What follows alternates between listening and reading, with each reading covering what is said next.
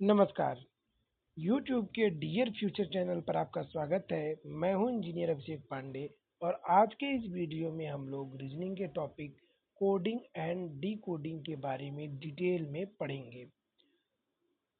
तो वीडियो की शुरुआत में इस चैप्टर को पढ़ने से पहले हम कुछ इम्पोर्टेंट ट्रिक और बेसिक चीज़ों को समझेंगे जो कि इस चैप्टर के लिए बहुत ही ज़्यादा ज़रूरी हैं। उसके बाद हम लोग इस कोडिंग और डिकोडिंग के ऊपर कुल कितने टाइप के क्वेश्चन बनते हैं उनको एक एक करके समझेंगे और एग्जाम्पल के साथ सॉल्व करके उसको देखेंगे भी, क्योंकि जब हम एग्जाम्पल के साथ उन चीज़ों को समझेंगे तो हमारा कॉन्सेप्ट और भी ज़्यादा क्लियर होगा। तो सबसे पहले हमें पोजीशन वैल्यू के बारे में जानना है। ये जो अल्फ़ाबेट होते हैं A B C D Z तक, मैंने आपको बताया था पिछली वीडियो में कि ये फॉरवर्ड कंडीशन है जब हम ए से जेड की तरफ जा रहे हैं, और जब हम जेड से ए की तरफ जाते हैं तो बैकवर्ड कंडीशन होती है। और दूसरी चीज़, ये जो एक को हमने एक नंबर दे रखा है, बी को 2 नंबर दे रखा है, ये 1, 2 ये सब क्या है? इनकी प्लेस वैल्यू है, ठीक है? जैसे आई की प्लेस वैल्यू 9 है। और हम इस तरीके से इसलिए लिख रखे हैं ताकि कई बार इस तरीके के क्वेश्चन बनते हैं कि जैसे ये लेफ्ट मूवमेंट में पहला लेटर है और ये राइट मूवमेंट में पहला लेटर बनता है। और जैसे सी को अगर ले लें तो सी क्या है? इस साइड से तीसरे नंबर पे है और इसका अपोजिट एक्स है जो कि लास्ट से तीसरे नंबर पे है। और हमेशा जो अपोजिट प्लेस वैल्यू पे नंबर्स हैं उनका एडिशन 27 ही आता है। जैसे ए की प्लेस वैल्यू 1 और जेड की प्लेस वैल्यू 26, तो कितने हो गए? 27। जी की प्लेस वैल्यू 7 और टी की 20, कितने हो गए? 27। ठीक है। एम की प्लेस वैल्यू है 13, एन की है 14, कितने हो गए? 27। ठीक है। अब प्लेस वैल्यू जानने के बाद हम लोग एक फार्मूला को याद रखेंगे। अब ये सारे नंबर तो हमको जल्दी याद होंगे नहीं। जैसे किसी ने हमसे पूछ लिया यू की वैल्यू बताओ, तो यू की प्लेस वैल्यू अब या तो हम पूरा का पूरा अल्फ़ाबेट लिखेंगे तब बता पाएंगे। किसी ने हमसे पूछ लिया कि भाई आर की प्लेस वैल्यू बताओ, तो हम इतना जल्दी याद करके नहीं बता सकते। तो उसके लिए एक ट्रिक है। क्या ट्रिक है? ई जी ओ टी वाई। अब ई मतलब ईजोटी। ईजोटी फार्मूला का मतलब ये है कि ई की वैल्यू 5 होती है प्लेस वैल्यू, जे का 10, ओ का 15, टी का 20, वाई का 25। मतलब 5 5 के डिफरेंस पे है। 5 5 10, 5 15, 5 20, 5 25। ठीक है। देखो ई की वैल्यू कितनी है? 5, जे की 10, ओ की 15, टी की 20, वाई का 25। तो ये इजोटी था।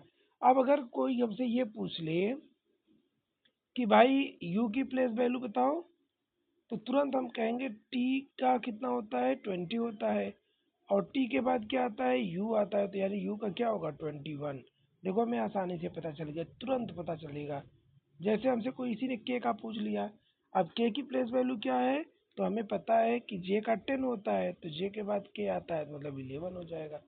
तो इस ट्रिक से हम जल्दी से जल्दी प्लेस वैल्यू को पता कर सकते हैं। फिर मैंने आपको बताया कि अपोजिट लेटर रूल क्या है, कि sum of forward and backward positions is always 27। Forward और बैकवर्ड की जो एडिशन है पोजीशन वैल्यू की, वो हमेशा 27 होती है। ये मैंने आपको अभी करके दिखाया। अच्छा, अब एक चीज और हमें जाननी है कि जैसे अभी मैं आपसे ये पूछूं कि भाई ए का अपोजिट लेटर क्या है, तुरंत बोलोगे जेड। मैं कहूँ जी जितना ए से दूरी पर है उतना ही रिवर्स डायरेक्शन में उतनी दूरी पर कौन है? तो आंसर है टी। लेकिन आप ये कब बता पाएंगे? जब आप अल्फ़ाबेट लिखेंगे, अल्फ़ाबेट लिख के उसकी प्लेस वैल्यू की नंबरिंग करेंगे, तब आप बता पाएंगे। तो क्या कोई ऐसा ट्रिक है जिससे कि हम तुरंत के तुरंत बता सके कि किसका क्या अपोजिट है? हाँ, वो ट्रिक है। अब क्या है? वो ट्रिक है उफ लव बाई सर्ट जी। ये तो आपको लाइन याद करनी पड़ेगी। उफ लव बाई सर्ट जी, इसका मतलब ये हुआ कि उफ मतलब यू अपोजिट है एफ का, यू अपोजिट है एफ का, एल अपोजिट होता है ओ का, वी अपोजिट है ई का, बी अपोजिट है वाई का, एस अपोजिट है एच का, ये देख रहे हो, आई अपोजिट है आर का, टी अपोजिट है जी का। ठीक है, और ए जेड का, एम एन का। ये तो शुरुआत और लास्ट के हैं, ये तो आसानी से आपको रिमेम्बर ही होगा। अब मैं आपको फिर से देखो, ये उफ मतलब यू अपोजिट है एफ का, फिर दूसरा लेटर लेंगे एल ओ है, एल अपोजिट है ओ का, वी अपोजिट है ई का, उफ लव। अब फिर बाई में बी अपोजिट है वाई का, सर्टिग एस अपोजिट है एच का, आई आर अपोजिट है, आई अपोजिट है आर का। अब आप करके देख भी सकते हो, देखो आई अपोजिट है आर का, है ना। उफ मैंने बोला पहले उफ मतलब यू एफ, यू का अपोजिट देखो एफ है, उफ। लव एल ओ था, लव एल का अपोजिट ओ, वी ई लव में होता है वी ई, तो ये देखो वी अपोजिट है ई का, उफ लव। बाई बी वाई था, बी का अपोजिट वाई, लव बाई सर्टिग, एस का अपोजिट क्या होगा एच, ये देखो एस का अपोजिट एच है, सर्टिग एस एच आई आर मतलब आई का अपोजिट आर, टिग मतलब टी का अपोजिट जी, ये देखो टी का अपोजिट जी। ये सारी चीजें हो गई, ये बचा कौन? पहले का तो आपको पता ही है, ए का जेड होता है और लास्ट का भी एम का एन। ठीक है, तो इस ट्रिक से देखो हम प्लेस वैल्यू को आसानी से ही याद कर सकते हैं। तो हमने क्या क्या अभी सीखा? हमने सीखा कि प्लेस वैल्यू को जल्दी से जल्दी कैसे याद करना है, कैसे निकालना है। तो फार्मूला क्या है? इजोटी। और अगर हमें अपोजिट पोजीशन कौन कौन सी है किसकी वो जानना है तो उफ लब बाई सर्टिक हमें याद रखना है, और ए का जेड और एम का एन अपोजिट होता ही है। ठीक है, अब हम बढ़ते हैं आगे। तो इसके ऊपर कुल कितने तरीके से क्वेश्चंस बनते हैं? तो जो पहला टाइप है वो पहला टाइप है डायरेक्ट कोडिंग। अब डायरेक्ट कोडिंग, अच्छा कभी आपने सोचा कि ये कोडिंग क्या होती है, डिकोडिंग क्या होती है? देखिए, कोडिंग में क्या है कि डायरेक्ट किसी इंफॉर्मेशन को नहीं बताया जाता है, किसी सीक्रेट फॉर्म में भेजा जाता है, और डिकोडर क्या करता है किसी विशेष पैटर्न से उसको डिकोड कर लेता है। ठीक, तो इसमें मतलब कोड मतलब सेंडर, और डिकोड करने वाला कौन होता है? रिसीवर होता है। ठीक है, अब ये किस पर्पज से किया जाता है? ये सिक्योरिटी के पर्पज से काफ़ी ज़्यादा हेल्पफुल होता है कोडिंग और डिकोडिंग, ताकि कोई तीसरा ना समझ सके। जैसे मान लीजिए कि बॉर्डर पे लड़ाई हो रही है, अब वहाँ पर अगर हम नॉर्मल भाषा में बोलेंगे कि भाई ये काम कर लो, तो सामने वाला दुश्मन हो सकता है उसका बेनिफिट उठा ले। लेकिन अगर हम कोड में कुछ बोलें तो ज़रूरी थोड़ी नहीं कि वो कोड दुश्मन को पता हो, तो वो कोड हमारे आदमी को पता होगा कि भाई इस कोड का क्या मतलब होता है, तो उसी हिसाब से एक्शन लेगा। फिलहाल यहाँ की कोडिंग और डिकोडिंग अलग है, लेकिन हमें समझना ज़रूरी है कि क्या क्या क्वेश्चन बनते हैं। तो जो टाइप 1 है वो है डायरेक्ट कोडिंग। डायरेक्ट कोडिंग में क्या होगा? एग्जाम्पल हम लेते हैं, in a certain code language HEND is written as KPYJ and DIAL is written as JBRS. How is NILS written in that code language? तो इस क्वेश्चन में बेसिकली ये कह रहे हैं कि ये जो हैंड है HEND वो किसी कोड में KPYJ बोला जाता है। और जो DIAL है उसी पैटर्न से उसे JVRS कहा जाता है। तो जब इसको ये कहते हैं, इसको ये कहते हैं, तो NILH की वैल्यू क्या होगी? अगर ये कोड है तो इसका किस तरीके से, मतलब इसका आंसर अगला क्या होने वाला है? तो देखो, H का क्या बना K, E की जगह दूसरे नंबर पे क्या यूज हो रहा है P, N की जगह क्या यूज हो रहा है तीसरे नंबर पे Y, और D की जगह क्या यूज हो रहा है J। ठीक है, तो उसी तरीके से डायल में D की जगह क्या यूज हो रहा है J, I की जगह क्या यूज हो रहा है B, A की जगह क्या यूज हो रहा है R, और L की जगह क्या यूज हो रहा है S। ठीक है, तो यहाँ से हमें पता चल गया कि किस कोड का क्या मतलब है। अब हमें किसका निकालना था? हमें निकालना था NILH का। ये बताइए, N की जगह हम क्या लिख सकते हैं कोड में? तो N की जगह Y, ये देखो हमें ये पता चला हुआ है, तो N की जगह हमने लिख दिया Y। फिर I की जगह हम क्या लिख सकते हैं? देखो I की जगह B, I की जगह हमने क्या कर दिया B लिख दिया। L की जगह क्या लिख सकते हैं S, तो L की जगह हमने S लिख दिया। और H की जगह क्या लिख सकते हैं K, तो H की जगह हमने लिख दिया K। तो हमारा आंसर क्या हो गया? YBSK, YBSK, ये हो गया हमारा आंसर।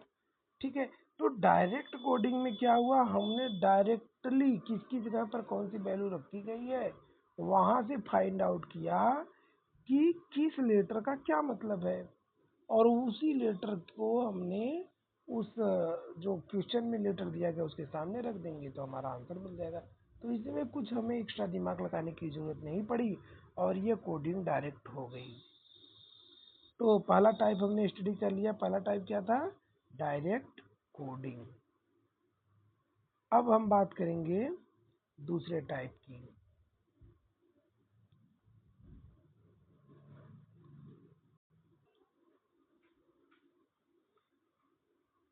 दूसरा टाइप है नंबर एंड सिंबल कोडिंग। तो नाम से क्लियर है कि इसमें नंबर और सिंबल का इस्तेमाल हुआ होगा कोडिंग करने के लिए। तो एग्जाम्पल पहला है कि in a certain code language pen is written as this and BNOTJ is written as this। ठीक है, how is INPTO written in that code language? तो अब यहाँ पर आपने क्या करना है, सिंपली आपको यहाँ पर इन्होंने बता दिया कि इसकी जगह ये लिखा गया है। तो देखो ये जो लिखा गया है किस में लिखा गया है? देखो नंबर में, 3 क्या है? नंबर है। एट द रेट क्या है? सिंबल है। तो नंबर और सिंबल जब आ गए तो वो कोडिंग क्या हो गई? Number and symbol coding. तो उसी तरीके से इस वाले वर्ड को ये लिखा गया है। तो जैसे आपने पिछले क्वेश्चन में किया था उसी तरीके से आपको सीधे सीधे चीज़ों को लिख देना। जैसे पी की जगह क्या लिखा गया है? 3। ए की जगह क्या लिखा गया है? परसेंटेज। तो पी की जगह 3, ए की जगह परसेंटेज। आई की जगह क्या पड़ा है तीसरे नंबर पे? At the rate. आई की जगह एट द रेट। एन की जगह क्या पड़ा हुआ है? एन की जगह लास्ट में हैच, हैच हो गया। ठीक है, तो उसी तरीके से BNOTJ में जब हम कोड करेंगे तो बी की जगह क्या लिखा है? बी की जगह है एट द रेट। तो बी की जगह एट द रेट हमने लिख दिया, बी की जगह एट द रेट। एन की जगह हैच, एन की जगह हैच, देखो दूसरे नंबर पे। ओ की जगह सी, ओ की जगह सी। टी की जगह चौथे नंबर पे टी था, टी की जगह 7, टी की जगह 7। और टी की जगह 7 हो गया। और लास्ट में है जे, तो जे की जगह क्या हो गया?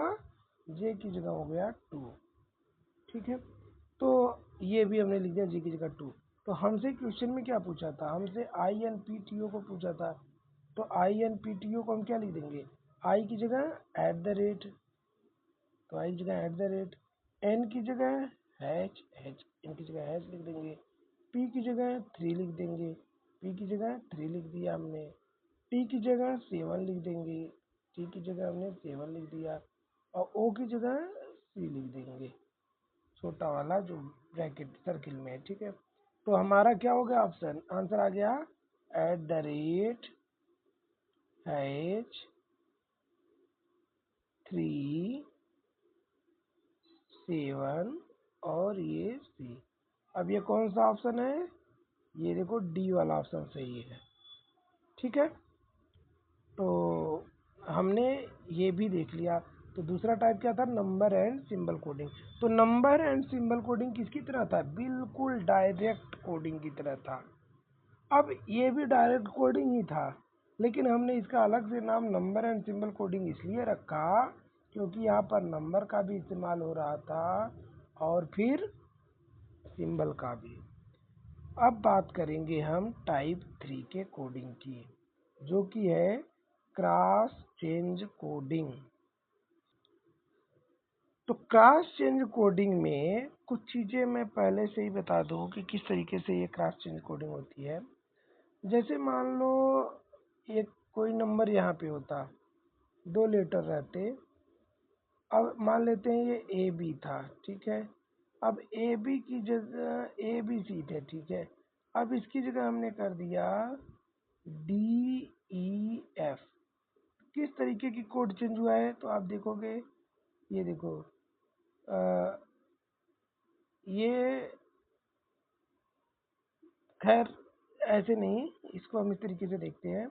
कई बार ऊपर से नीचे इस तरीके से दिखाया जाता है चेंजिंग, कई बार इस तरीके से होते हैं। तो जितने ज़्यादा क्वेश्चन हम सॉल्व करेंगे उस आधार पे हम क्रॉस चेंज कोडिंग को समझ जाएंगे। तो फिलहाल देखिए, ये जो मार्केट है, इस वर्ड को किसी कोड में ये कहा जाता है OXJWHN। ठीक है, तो ग्रुप्स को क्या कहेंगे उसी कोड में, तो मैं आपको लिख के दिखा रहा हूँ। पहले मैं मार्केट ऊपर लिख रहा हूँ, MARKET।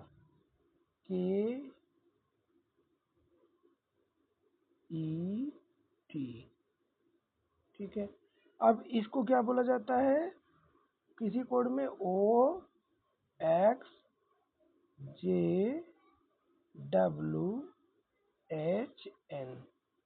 ठीक, तो हमें ग्रुप्स का बताना है उसी तरीके से। किसका बताना है, GROUPS को क्या कहेंगे। तो अब हम देखेंगे किस तरीके की क्रॉसिंग यहाँ पर हुई है।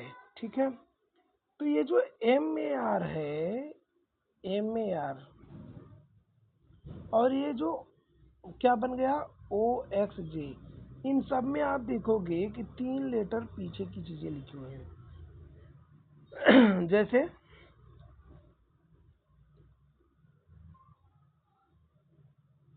MNO, तो क्या हुआ, M के 3 लेटर बाद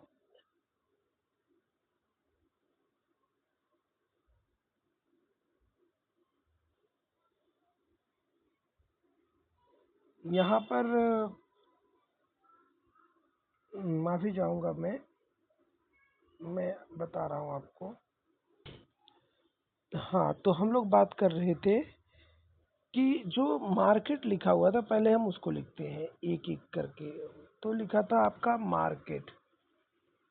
अब मार्केट का कोड क्या बन गया आपका, वो कह रहा है कि OXJWHN बन गया। तो ये दिया हुआ है। अब दिया हुआ है तो इसमें हम एक पैटर्न क्या देखते हैं कि M का J से, तो M और J के बीच में कितने का डिफरेंस है, -3 का आप देखोगे है। R का O से, इसको भी आप प्लेस वैल्यू वाली सीट से देखेंगे तो -3 का डिफरेंस है। A और X के बीच कितने का डिफरेंस है, -3 का। तो एक पैटर्न क्या बन गया कि ये देखो क्या हो गया, क्रॉस चेंज हो रहा है, ये क्रॉस चेंज हो रहा है, ये क्रॉस बन रहा है ना, तो क्रॉस चेंज यहाँ पे कोडिंग करके दी गई है। अब जैसे यहाँ पर -3 की प्लेस वैल्यू का डिफरेंस दिख रहा है, इसमें जब हम क्रॉस चेंज करते हैं इस तरीके से, तो K के बाद N आने में कितने का प्लेस का अंतर है +3 का। उसी तरीके से टी और डब्ल्यू के बीच भी +3 का है, ई और एच के बीच भी +3 का है। तो मतलब जब इस तरीके से क्रॉस चेंज हो रही हैं तो +3 का अंतर आ रहा है और यहाँ पर -3 का। तो जो ग्रुप्स लिखा हुआ है, हमें ग्रुप्स के बारे में बताना था, GROUPS। अब इसमें पहले इधर वालों को हमें लिखना है, इधर वालों को किस तरीके से लिखना है, -3 के डिफरेंस पे, और इधर वालों को किसके आधार पे लिखना है, +3 के डिफरेंस पे। ठीक है, तो O में -3, O का कितना होता है, L होगा, आप देख लेना इसको। और R का O हो जाएगा और G का D हो जाएगा। ठीक है, और इधर S का V और P का S और U का X। तो ये देखिए -3 के डिफरेंस पे आ जाएंगे और ये +3 पर। तो क्या हुआ यहाँ पर, देखिए क्रॉस चेंज कोडिंग हो गई। जरूरी नहीं क्रॉस चेंज कोडिंग हमेशा इसी तरीके से हो, वो कई बड़े नंबर रहते हैं, कई बार ऐसे ऐसे एक बार होता है और 2 डिजिट ऐसे ऐसे हो जाते हैं। तो कंडीशन के ऊपर निर्भर करता है। ठीक है, तो वही चीज हमने यहाँ पर समझाया हुआ है कि सबसे पहले split the word into 2 segments of 3 letter each, then execute cross positional logic variations. तो हमने इसको 2 पार्ट में बांटा। First of MAR cross shift backward with a value change of -3।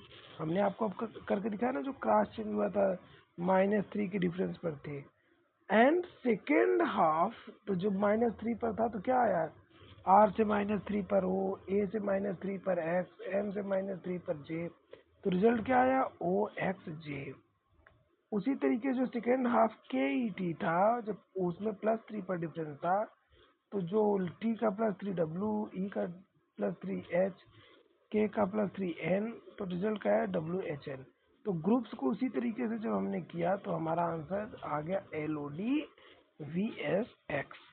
तो हमारा ऑप्शन कौन सा सही हुआ, बी।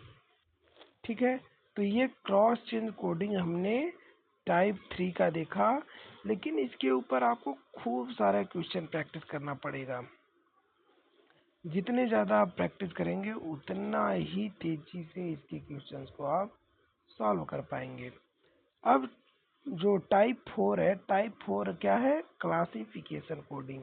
अब इस क्लासिफिकेशन कोडिंग को बहुत ही आसानी से आप समझ सकते हैं। इसमें कई सारे ऑप्शन दिए रहते हैं, ठीक है, और इन ऑप्शन में से कोई एक जो सबसे अलग होता है, उसकी प्रॉपर्टी किसी और से मेल ही नहीं खाती। तो जैसे एग्जांपल लेते हैं, एग्जांपल क्या है कि 4 of the following 5 are alike in certain way and so form a group, which is the one that does not belong to that group। इनमें से ऐसा कौन सा है जो कि सभी ग्रुप से अलग है। ठीक है, तो देखो डॉग, बैग, कैट, काऊ और एलिफेंट। तो हम देखते हैं कि डॉग क्या है, एनिमल है, जानवर है, कैट भी जानवर है, काऊ भी जानवर है, एलिफेंट भी जानवर है। देखो सारे जानवर थे, लेकिन बैग जानवर नहीं है। या यूं कह सकते हैं कि सारी चीजें सजीव है, इनके अंदर जान होती है, लेकिन बैग निर्जीव है। तो कौन इन चारों से पांचों में सबसे अलग है, बैग सबसे अलग है। तो यही क्या हो गया, हमारा ऑप्शन हो गया। ठीक, तो solution, examine the category descriptions for all elements, dog, cat, cow and elephant all fall under the organic biological category of animals, or bag is an inanimate material utility item। तो इसलिए option हमारा bag का सही हुआ। तो इस तरीके से हमने चौथी टाइप देखी, क्लासिफिकेशन ऑफ कोडिंग की। अब हम आते हैं टाइप 5, जो कि है फॉरवर्ड या सब्स्टिट्यूशन कोडिंग। इसमें जैसे कि नाम से क्लियर है कि किसी एक की जगह कुछ और वैल्यू रख दी जाएगी, मतलब उल्टा सीधा नाम करके बोला जाएगा और आपको वहां से कोड को डिकोड करना है। तो एग्जांपल लेते हैं, if home is called bed, bed is called अलमीरा, अलमीरा is called tree, tree is called cooler, on what a man sleep. कह रहे हैं कि अगर किसी कोड में घर को बेड कहा जाता है और बेड को अलमारी कही जाती है और अलमारी को पेड़ कहा जाता है और पेड़ को कूलर कहा जाता है, ये कोड था। तो ये क्वेश्चन कर रहे हैं कि व्हाट अ मैन स्लीप, एक आदमी फिर किस पर सोएगा, किस पर सोता है। तो आप कहोगे कि एक आदमी बेड पर सोता है, तो आप तुरंत आंसर कहोगे बेड, और आप मार दोगे ऑप्शन ए सही, तो हो जाएगा गलत, क्योंकि भैया ये कोड में बेड का मतलब कुछ और है ना, तो डिकोड हमें करना पड़ेगा। तो बेड इज कॉल्ड आलमीरा, बेड को क्या कहा जाता है, आलमीरा। तो आपको रिप्लाई करना पड़ेगा कि एक आदमी किस पर सोता है, अलमीरा पे, अलमारी में सोता है, अलमारी पे सोता है, ठीक है। क्यों, क्योंकि अलमारी किसका कोड है, बेड का, ठीक है। तो ये था हमारा टाइप 5 जो कि सब्स्टिट्यूशन कोडिंग। तो इसमें देखो नाम ही बदल दिया गया। तो सोल्यूशन क्या है, identify the real physical answer first, then substitute as per given problem codes. Objective reality, a man sleeps on a bed, ये तो रियलिटी थी कि एक आदमी बेड पर सोता है। In this problem code bed is designated as अलमीरा, लेकिन इसमें क्या है कि कोड क्या है, बेड का अलमीरा है, इसलिए ऑप्शन सी हमारा सही है। अब हम बात करेंगे पेयर कोडिंग की, जो कि है हमारा टाइप 6। तो पेयर कोडिंग में क्या होगा बेसिकली, चलिए एग्जांपल लेते हैं क्योंकि अलग अलग तरीके के क्वेश्चंस आएंगे इसके ऊपर।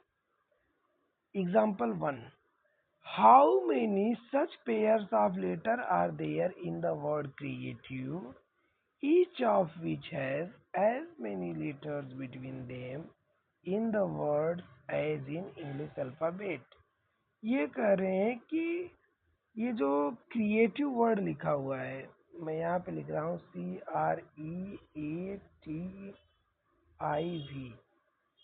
इसमें ऐसे कितने वर्ड हैं जो कि बराबर दूरी पर हैं जितना अल्फाबेट में रहते हैं। तो मैं एग्जांपल में आपको समझाऊँ, देखो सबकी हमको नंबरिंग कर देनी है। सी की वैल्यू 3 है, आर की 18, ई की 5, ए की 1, टी की 20, आई का 9, वी का 22, ई का 5। अच्छा अब देखिए, सी के बाद सी का पोजीशन 3 होता है, ई का 5, तो सी और ई के बीच में कितने डिजिट आते हैं, एक ही तो आता है ना। तो मतलब एक ऑप्शन तो ये हो गया। देखो इसमें भी संजोग से एक ही डिजिट इसके बीच में आया है, जैसे सी डी ई, तो बस डी के बाद ही आ जाता है। उसी तरीके से देखो 3 से 5 सिर्फ उसके बीच में एक ही लेटर आया है। क्या कोई और ऐसा है, हाँ, टी और वी है। देखो टी का नंबर 20 है, वी का 22 है, तो इसके बीच में टी और वी के बीच में यू, सिर्फ यू ही आता है, एक ही लेटर आता है ना, एक ही प्लेस। तो यहाँ पर भी देखो 20 से 22 हुआ है, तो इसकी भी पोजीशन अल्फाबेट जितनी ही है। दो ऑप्शन हो गए। अब तीसरा, तीसरा हम देखते हैं,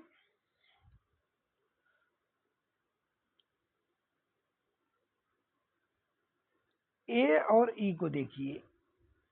अगर ए बी सी डी लिखते तो बी सी डी फिर ई आ जाता ना। ए और ई के बीच में कितनी डिफरेंस के, 4 का अंतर आता है। तो इस तरीके से टोटल कितने बन गए पेयर, एक पेयर यहाँ पे, एक पेयर यहाँ पे और एक पेयर ये वाला, तो टोटल 3 पेयर बन गए। तो आंसर हमारा क्या हो गया, 3 सही हो गया, ठीक है। तो ये जो मैंने सोल्यूशन में लिखा हुआ है डिटेल में आप इसको पढ़िएगा, मैंने तो आपको समझाने के लिए उस तरीके से लिख दिया। तो मैप नेचुरल न्यूमेरिकल रैंक्स, तो देखो सबसे पहले हमने क्या किया, सबका ही प्लेस वैल्यू लिखा। उसके बाद मैंने क्या किया, सी और ई के बीच की डिफरेंस जितनी होती है अल्फ़ाबेट में उससे मैच करती है, अल्फ़ाबेट पैटर्न से मैच करती है। उसी तरीके से टीवी की भी क्या करती है, मैच करती है। और उसी तरीके से आई और ई की भी मैच करती है। तो कितनी कंडीशन बने, 3। तो इसीलिए ऑप्शन सी करेक्ट है। अब आते हैं इक्वेशन कोडिंग के ऊपर। इक्वेशन कोडिंग को सॉल्व करने के लिए सबसे ज़्यादा ज़रूरी है कि हमें बॉडमॉस का फार्मूला आना चाहिए। अब आप कहोगे बॉडमॉस क्या होता है, सॉरी, बॉडमॉस। बॉडमॉस का मतलब ये है, बी से होता है ब्रैकेट, ओ से होता है ऑफ, ठीक है, और डी से होता है डिवाइड, एम से होता है मल्टीप्लाई, ए से होता है एडिशन, एस से होता है सब्सट्रैक्शन। तो हम किसी भी क्वेश्चन को सॉल्व करने का यही तरीका होता है। सबसे पहले ब्रैकेट को सॉल्व करेंगे, फिर ऑफ को, फिर डिवीजन को, फिर मल्टीप्लाई करते हैं, फिर एडिशन और फिर सब्सट्रैक्शन करते हैं। यही होता है सीक्वेंस सॉल्व करने का किसी भी इक्वेशन को। तो इसमें क्या है, इक्वेशन कोडिंग में इक्वेशन हमें दे दिया जाएगा लेकिन कोड में रहेगा, उसको सॉल्व करना रहेगा। जैसे सी अगर लिखा है तो उसका मतलब डिवीजन हमें समझना है, डी को हमको मल्टीप्लाई समझना है, और जे को हमें समझना है प्लस, टी को हमें समझना है माइनस। तो हमें वैल्यू निकालनी है इनकी। इनकी वैल्यू क्या होगी, 1 to 7, J 28, C 4, T 20, D 6। तो ये क्या वैल्यू होगी, तो 127, जे की जगह होगा प्लस, तो हमने जे की जगह देखिए प्लस लिख दिया।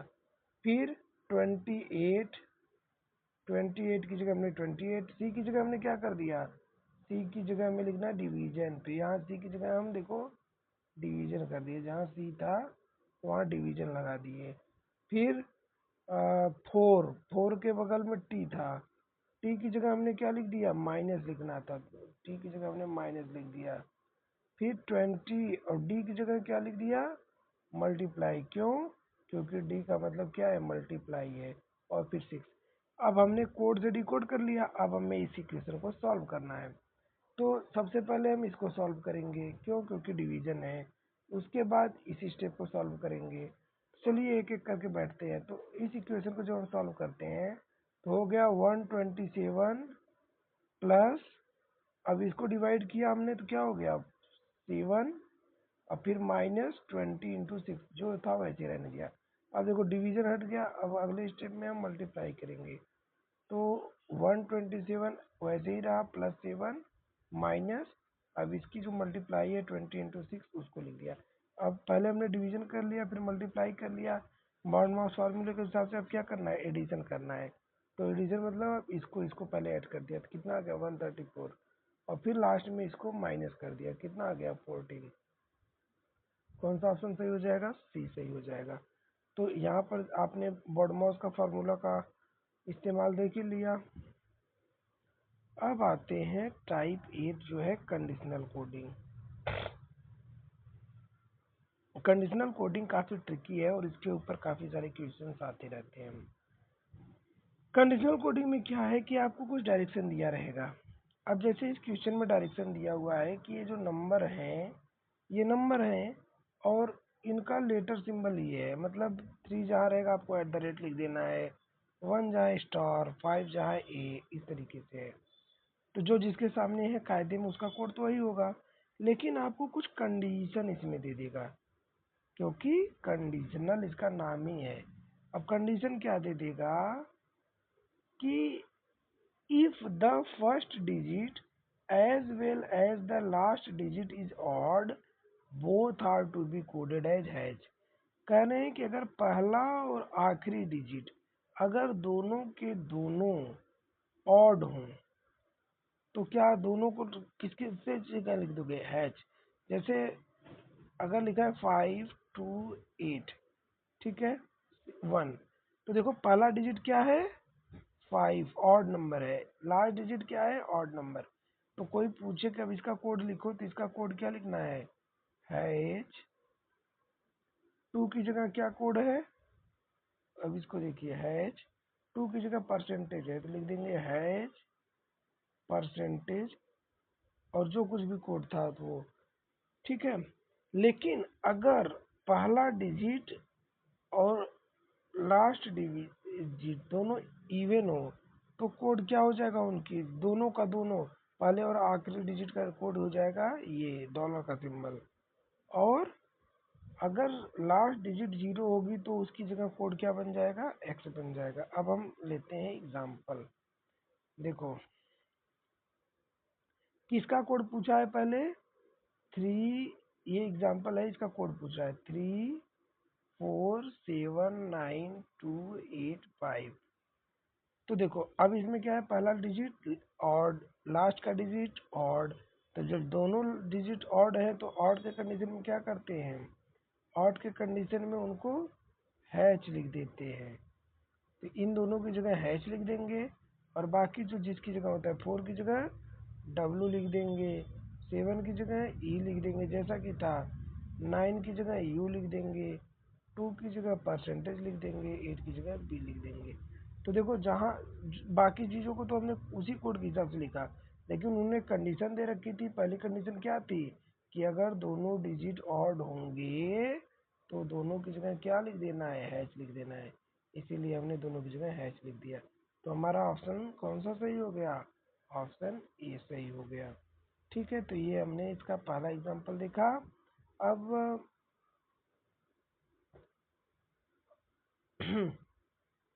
अगर यही चीज़ बोल दिया जाता, एक एग्जांपल मैं ले रहा हूँ, अगर आपको दे दिया जाता 820 इसका कोड बताओ, तो आप क्या करते, 8 की जगह तो बी लिख देते क्योंकि 8 का कोड बी है, 2 की जगह परसेंटेज लिख देते, और 0 की जगह आप लिख देते एन क्योंकि 0 का कोड एन है। तो आंसर हो जाता गलत। क्यों गलत हो जाता, क्योंकि यहाँ कंडीशन क्या दे रखा है, ये जो तीसरी कंडीशन है, if last digit is zero it is to be coded at X. अगर आखिरी डिजिट जीरो होगी तो उसे उसके नंबर से नहीं लिखना है कि एन लिख दो, उसको एक्स लिखना है। तो आपका आंसर हो जाता है बी परसेंटेज एक्स। समझ में आई बात। उसी तरीके से दूसरे कोड का अगर मिलता जुलता रहता तो दूसरे कोड को लिखते। तो अब हम आते हैं जो हमारा आखिरी टाइप है वो, और वो टाइप क्या है, नोवा सेंटेंस कोडिंग। तो सेंटेंस कोडिंग में क्या होता है कि पूरा का पूरा सेंटेंस दिया रहेगा आपको, और वहाँ से एक एक वर्ड के कोड को डिकोड करना पड़ेगा मैच करा करा के। तो in a certain code language Ming Yang पे, इसका मतलब है मीन्स फ्रूट्स आर राइप, और पे लाओ में मिंक means oranges are not ripe, और तीसरा है मे पे न्यू मिंक means mangoes are not ripe. तो फिर ये पूछ रहे हैं कि मैंगोज का किसको कहते हैं, क्या पे को कहते हैं, न्यू का मतलब मैंगो होगा, मे का मतलब मैंगो होगा, लाओ का मतलब या मिंग का मतलब, किसका मतलब मैंगो होगा। तो जब हम इक्वेशन को कंपेयर करेंगे, जैसे जब हम इसको और इसको देखते हैं, तो पहले और दूसरे को कंपेयर करने पे हमें मिलता है मिंक और पे का मतलब या तो आर बनेगा या राइप बनेगा। ठीक है, मिंग और पे का, क्योंकि देखो इसमें